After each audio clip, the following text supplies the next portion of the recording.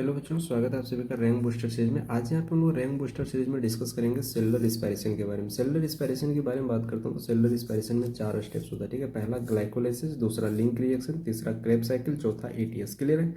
अब देखो, अगर हम सेलुलर रिस्पायरेशन के बारे में बात करते हैं तो सेलुलर रिस्पायरेशन दो तरह के होते हैं। पहला एरोबिक सेलुलर रिस्पायरेशन और दूसरा anaerobic cellular respiration. Anaerobic cellular respiration के बारे में बात करता हूँ तो एनएरोबिक सेलुलर रिस्पायरेशन में केवल और केवल ग्लाइकोलाइसिस चलती है, बात आपको ध्यान रखना है, ठीक है। जबकि एरोबिक सेलुलर रिस्पायरेशन में ये चारों स्टेप चलती है, बात आपको ध्यान रखना है। क्लियर है। अब इन चारों स्टेप को हम लोग एक एक करके डिटेल में डिस्कस करेंगे। क्लियर है। सबसे पहला स्टेप है ग्लाइकोलाइसिस। अब अगर हम ग्लाइकोलाइसिस के बारे में बात करते हैं, किसकी ग्लाइकोलाइसिस के बारे में बात करते हैं तो ग्लाइकोलाइसिस को हम लोग ग्लाइकोलाइटिक पाथवे भी कहते हैं या फिर इसे हम लोग शॉर्ट में ईएमपी पाथवे भी कहते हैं, बात आपको ध्यान रखना है, ठीक है। अब अगर मैं ग्लाइकोलाइसिस के बारे में बात करता हूँ तो ग्लाइकोलाइसिस दो वर्ड से मिलकर बना है। पहला ग्लाइकोस और दूसरा लिसिस। ग्लाइकोस का मतलब शुगर होता है, लिसिस का मतलब टूटना यानी कि स्प्लिटिंग होता है, ठीक है। तो ग्लाइकोलाइसिस में क्या होता है, शुगर की स्प्लिटिंग होती है या फिर शुगर यहाँ पे टूटता है, ये बात आपको ध्यान रखना है, ठीक है। तो ग्लाइकोलाइसिस में क्या होता है भाई, एक ग्लूकोज मॉलिक्यूल का पार्शियल ऑक्सीडेशन होता है और पार्शियल ऑक्सीडेशन होने से दो मॉलिक्यूल बनते हैं पायरेविक एसिड का, ये बात आपको ध्यान रखना है, ठीक है। तो ग्लाइकोलाइसिस में क्या होता है भाई, ग्लाइकोलाइसिस में एक ग्लूकोज मॉलिक्यूल का जब पार्शियल ऑक्सीडेशन होता है तो उससे दो मॉलिक्यूल बनते हैं पायरेविक एसिड को, और इसी रिएक्शन को हम लोग क्या कहते हैं, ग्लाइकोलाइसिस कहते हैं, बात आपको ध्यान रखना है। क्लियर है। अब देखो, ग्लूकोज में यहाँ पे 6 कार्बन है और पायरेविक एसिड में यहाँ पे 3 कार्बन होते हैं, ठीक है। तो पायरेविक एसिड के यहाँ पे कितने मॉलिक्यूल बनते हैं, 2 मॉलिक्यूल बनते हैं, ताकि इधर पे कितने कार्बन हो जाएंगे, 6 कार्बन हो जाएंगे, तो रिएक्शन बैलेंस हो जाएगा, बात आपको ध्यान रखना है। क्लियर है। अब अगर मैं ग्लाइकोलाइसिस के बारे में बात करता हूँ तो ग्लाइकोलाइसिस कहाँ पे चलती है भाई, साइटोप्लाज्म में चलती है। साइटोप्लाज्म को साइटोसॉल भी कहते हैं, बात आपको ध्यान रखना है। क्लियर है।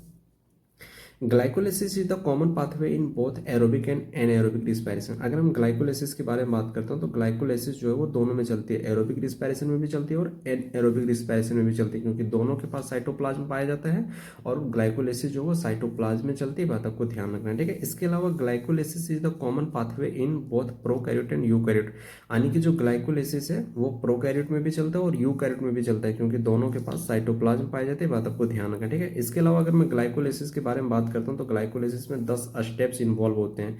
इसके अलावा ग्लाइकोलाइसिस में 10 एंजाइम इन्वॉल्व होते हैं, क्योंकि हर एक स्टेप में एक एंजाइम इन्वॉल्व होता है। तो ग्लाइकोलाइसिस में 10 स्टेप है, इसलिए यहाँ पे 10 एंजाइम इन्वॉल्व होते हैं, बात आपको ध्यान रखना है। क्लियर है। इसके अलावा अगर मैं ग्लाइकोलाइसिस के बारे में बात करता हूँ तो ग्लाइकोलाइसिस में no oxygen is required. Glycolysis में कोई भी ऑक्सीजन की रिक्वायर्ड नहीं होती, बात आपको ध्यान रखना है। क्लियर है। अब अगर हम लोग ग्लाइकोलाइसिस के बारे में बात करते हैं तो ग्लाइकोलाइसिस की जो खोज है वो 3 साइंटिस्ट ने मिलकर किया। पहला इम्बेडेन, दूसरा मेयरहाफ, तीसरा पार्नेस, ठीक है। ये तीनों साइंटिस्ट ने ग्लाइकोलाइसिस की जो है वो खोज की थी, ये बात आपको ध्यान रखना, ठीक है। इसलिए ग्लाइकोलाइसिस को हम लोग ईएमपी पाथवे कहते हैं और ईएमपी पाथवे में जो ये ईएमपी है ना, ये तीनों साइंटिस्ट का पहला लेटर से लिया गया, ये बात आपको ध्यान रखना है। क्लियर। अब ग्लाइकोलाइसिस में क्या होता है भाई, ग्लूकोज का पार्शियल ऑक्सीडेशन होता है, ठीक है। और क्रेब साइकिल में ग्लूकोज का कंप्लीट ऑक्सीडेशन होता है, बात आपको ध्यान रखना, ठीक है। ग्लूकोज का जब कंप्लीट ऑक्सीडेशन होगा तो CO2 प्लस H2O बनेगा और ग्लूकोज का जो पार्शियल ऑक्सीडेशन होगा तो पायरेविक एसिड बनेगा, बात आपको ध्यान रखना, ठीक है। अब ग्लाइकोलाइसिस में जो ग्लूकोज है वो 2 जगह से आता है, ठीक है। या तो वो स्टार्च से आएगा या फिर वो सुक्रोज से आएगा, ये बात आपको ध्यान रखना, ठीक है। क्योंकि ग्लूकोज को स्टोर किया जाता है स्टार्च के फॉर्म में और ग्लूकोज को ट्रांसलोकेट किया जाता है सुक्रोज के फॉर्म में, ये बात आपको ध्यान रखना है। क्लियर है। स्टार्च के ऊपर अमाइलेज एंजाइम काम करती है और स्टार्च किस में बदल जाता है भाई, ग्लूकोज में कन्वर्ट हो जाता है, और ये जो ग्लूकोज है ये ग्लाइकोलाइसिस में इंटर करती है, बात आपको ध्यान रखना है, ठीक है। या फिर सुक्रोज को हम लोग क्या कहते हैं, इन्वर्ट शुगर कहते हैं, ठीक है। तो सुक्रोज के ऊपर इन्वर्टेज एंजाइम काम करती है और सुक्रोज को किस में कन्वर्ट कर देती है, ग्लूकोज प्लस फ्रक्टोज में कन्वर्ट कर देती है, बात आपको ध्यान रखना, ठीक है। अब ये जो ग्लूकोज बना है ये जाके ग्लाइकोलाइसिस में इंटर करती है, बात आपको ध्यान रखना, ठीक है। तो ग्लाइकोलाइसिस में या तो स्टार्च से ग्लूकोज आएगी या फिर सुक्रोज से आएगी, बात आपको ध्यान रखना, ठीक है। अब यहाँ पे हम लोग ग्लाइकोलाइसिस में समझने वाले हैं कि ग्लूकोज का जब पार्शियल ऑक्सीडेशन होता है तो कैसे पायरुविक एसिड बनती है, इस चीज़ को हम लोग डिटेल में समझने वाले हैं। क्लियर है। अब देखो, ग्लाइकोलाइसिस में हमें 2 पॉइंट ध्यान रखना है। पहला, मॉलिक्यूल का नंबर में ध्यान रखना है और कार्बन का नंबर में ध्यान रखना है, ये बात आपको ध्यान रखना है, ठीक है। तो देखो, ग्लाइकोलाइसिस में जो ग्लूकोज है वो आ चुका है, ठीक है। अब देखो यहाँ पे हमारे पास ये ग्लूकोज है, ग्लूकोज के कितने मॉलिक्यूल है, 1 मॉलिक्यूल है और ग्लूकोज में कितने कार्बन होते हैं, 6 कार्बन, क्योंकि ग्लूकोज का फॉर्मूला क्या होता है, C6H12O6, ये बात आपको ध्यान रखना, ठीक है। अब इस ग्लूकोज से क्या बनेगा, पहले स्टेप में क्या होता है, ग्लूकोज से ग्लूकोज 6 फॉस्फेट बनता है, ठीक है। अब देखो, ग्लूकोज से ग्लूकोज 6 फॉस्फेट बन रहा है।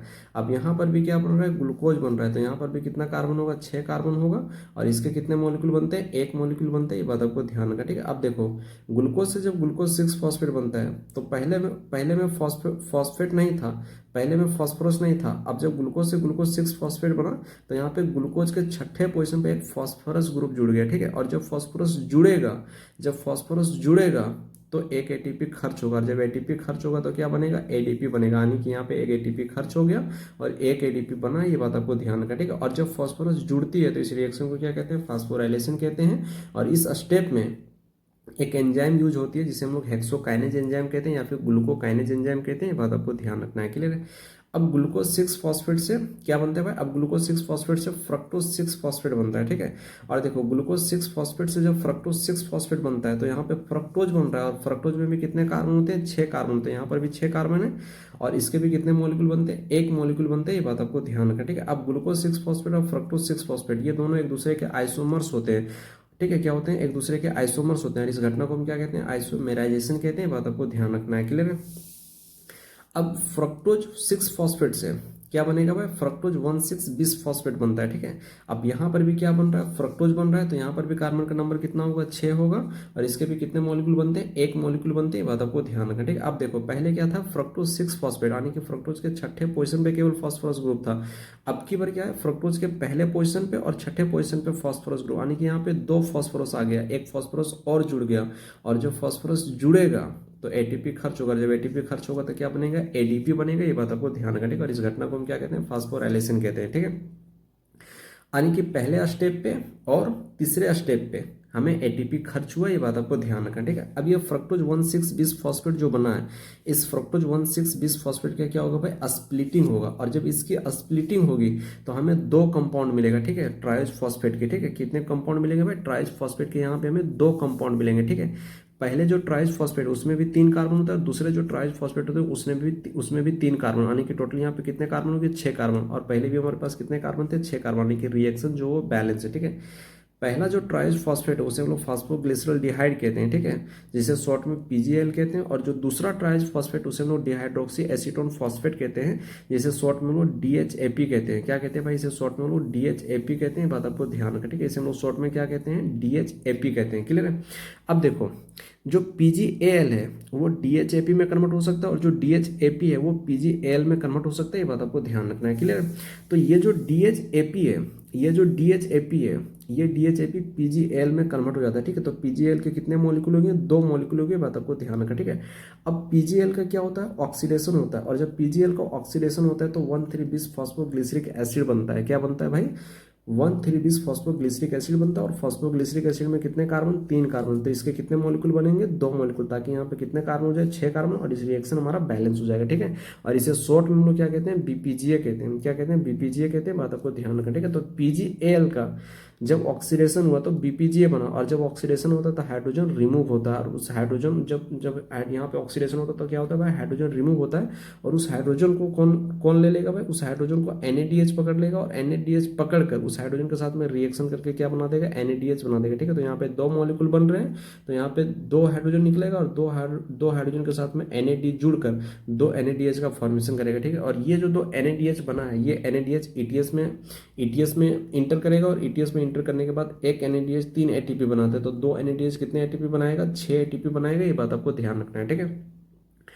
अब यहाँ पे हमारे पास क्या है, अब 1,3-बिस फॉस्फोग्लिसरिक एसिड जो है, ठीक है, इससे 1,3-बिस फॉस्फोग्लिसरिक एसिड से क्या बनेगा भाई, 3-फॉस्फोग्लिसरिक एसिड बनेगा। क्या बनेगा, 3-फॉस्फोग्लिसरिक एसिड बनेगा, ठीक। और 3-फॉस्फोग्लिसरिक एसिड में भी कितने कार्बन होते हैं, 3 कार्बन, ठीक है। तो इसके भी कितने मॉलिक्यूल बनेंगे, 2 मॉलिक्यूल, ताकि रिएक्शन हमारा बैलेंस रहे, ठीक है। टोटल 6 कार्बन हो जाएंगे 2 मॉलिक्यूल में। और इसे शॉर्ट में हम लोग क्या कहते हैं, 3PGA कहते हैं। क्या कहते हैं, 3PGA कहते हैं, बात आपको ध्यान रखना, ठीक है। अब देखो 1,3-बिस फॉस्फोग्लिसरिक एसिड से 3-फॉस्फोग्लिसरिक एसिड बन रहा है, यानी कि यहाँ पे एक फॉस्फेट ग्रुप कम हो रहा है, यानी कि यहाँ पे एक फॉस्फोरस जो रिमूव हो रहा है। और जब फॉस्फोरस रिमूव होगा तो एटीपी बनेगा, क्योंकि जो फॉस्फोरस रिमूव होगा उस फॉस्फोरस के साथ में एडीपी जुड़ेगा, और एडीपी जुड़कर क्या करेगा, एटीपी का फॉर्मेशन करेगा, ठीक है। तो यहाँ पर 2 मॉलिक्यूल यहाँ पे बन रहे हैं, तो यहाँ पे हमारे पास 2 फॉस्फोरस रिमूव होगा, तो यहाँ पे एटीपी भी कितना बनेगा, 2 ATP बनेगा, ये बात आपको ध्यान रखना है, ठीक है।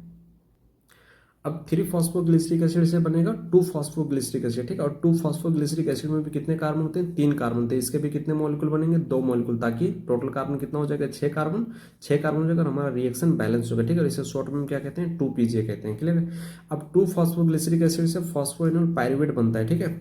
और जब 2 फॉस्फोग्लिसरिक एसिड से जब फॉस्फोइनोल पायरुवेट बनता है तो यहाँ पे वाटर भी इन्वॉल्व होता है, ये बात आपको ध्यान रखना है, ठीक है। और फॉस्फोइनोल पायरुवेट में कितने कार्बन होते हैं, 3 कार्बन, तो इसके भी कितने मॉलिक्यूल बनेंगे, 2 मॉलिक्यूल, ताकि यहाँ पे टोटल कितने कार्बन हो जाएंगे, 6 कार्बन, और हमारा रिएक्शन बैलेंस रहेगा। और फॉस्फोइनोल पायरुवेट को शॉर्ट में हम लोग पेप कहते हैं, बात आपको ध्यान रखना है, क्लियर है।